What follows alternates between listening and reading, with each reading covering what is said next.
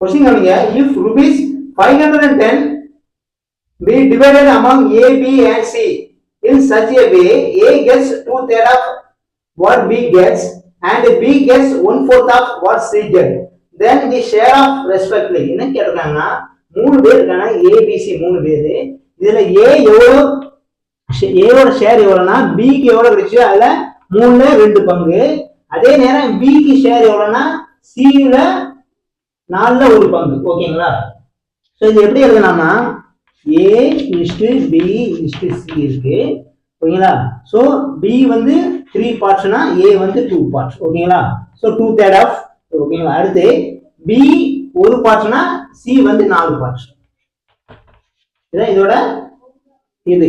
இப்போ நம்ம already ABC டைரக்டா போறதுக்கு என்ன பண்ணோம், இதுக்கு நேரா உள்ளது போடணும், இதுக்கு நேரா உள்ளது நீங்க போடணும் சொல்லியிருக்கோம்.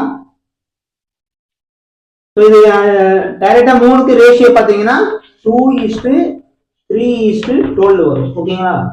சோ மொத்தம் எவ்வளவு, இது ஒரு 12, இது ஒரு 3 15, இது ஒரு 2 17.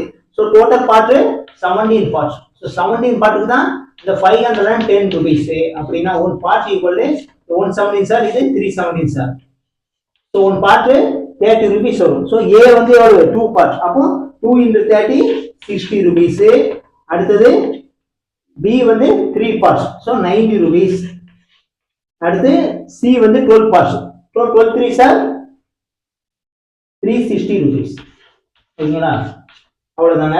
வீடியோ பிடிச்சிருந்தீங்கன்னா நம்ம சேனலை சப்ஸ்கிரைப் பண்ணுங்க, நமக்கு சப்போர்ட் பண்ணுங்க, ஃப்ரெண்ட்ஸுக்கு ஷேர் பண்ணுங்க. தேங்க்யூ.